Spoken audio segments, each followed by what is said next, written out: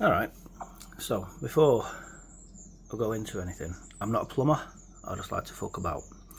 I picked this boiler up about 2 years ago off of Marketplace. I paid 100 quid for it. It's a Green Star 2 Heatslave 18/25.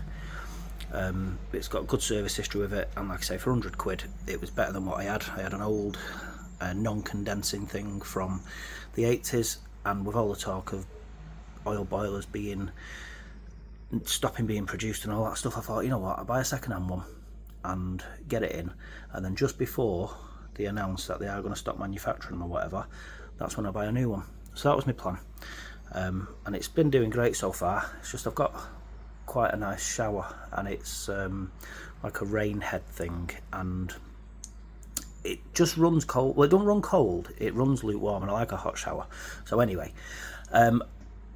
I come to the conclusion that I don't know the history of the heat exchanger or anything like that, so let's get a new one / recondition one, get it in, and see if it makes any difference. The old one might be gunked up or whatever, so I've had it sat around waiting for a bit and I've not really known what to do, but I decided to bite the bullet today. So here we go, trying to stop waffling.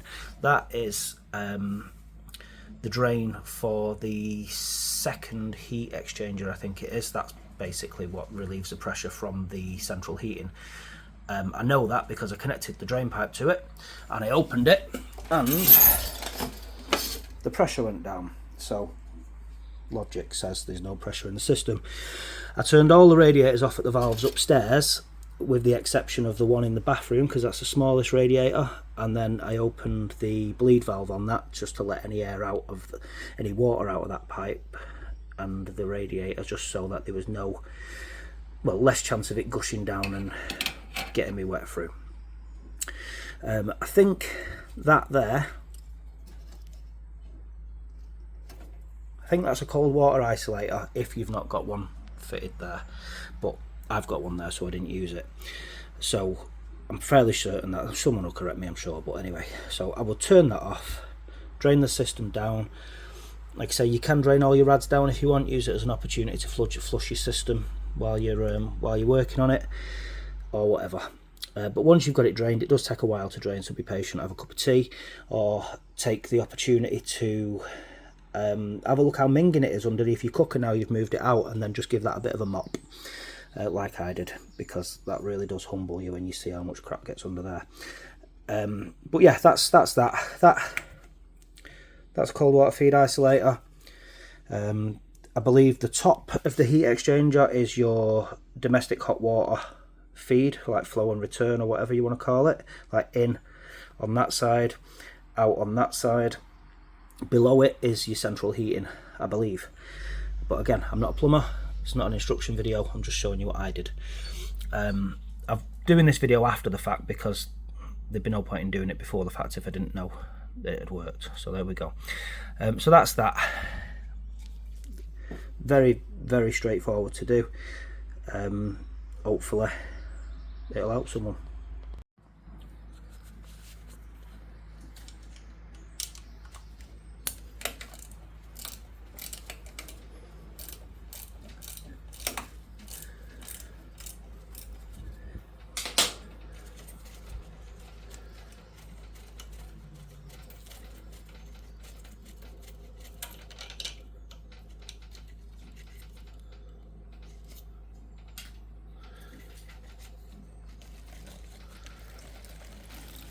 Oh, like a charm, check that out.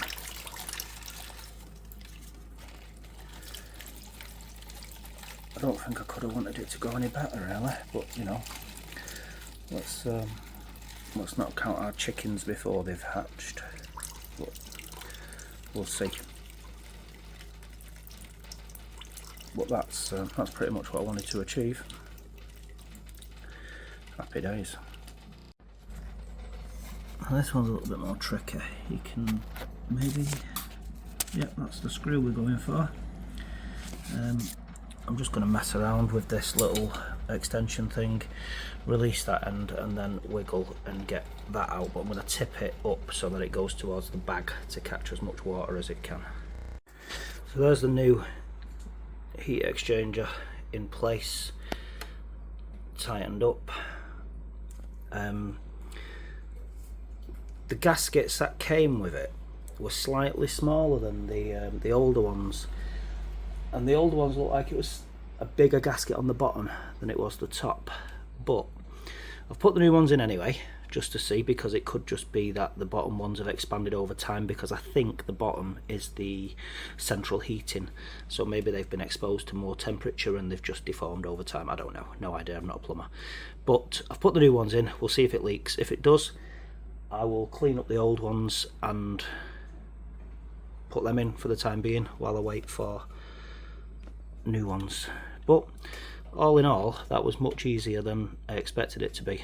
But like I say, I'm not a plumber. I'm just going to repressurise the system now and see how we go. Alright, so it turns out the O-rings are different sizes, which when you look at that, it's pretty obvious, isn't it? But the ones that come with it, all four of them were the same size, and you just assume that you're going to get the right stuff, don't you? But anyway, I suppose each and every boiler is different.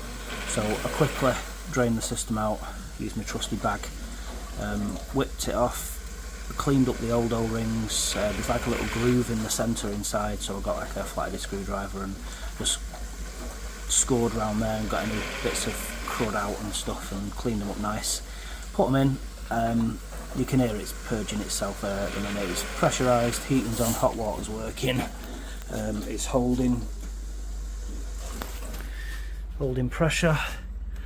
No sign of any leaks so far. I'm going to keep everything in place.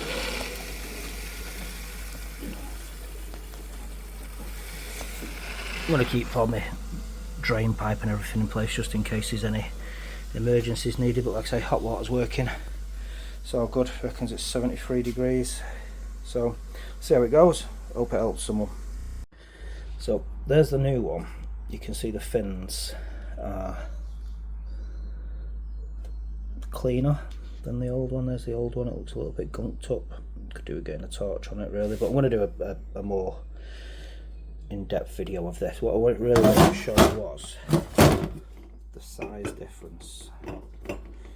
So they're lined up, but if you look there, the new one is slightly bigger. It might be like maybe one fin bigger, I don't know, but I'm hoping that'll give me the flow that I want for. You can see there, they do look much different there.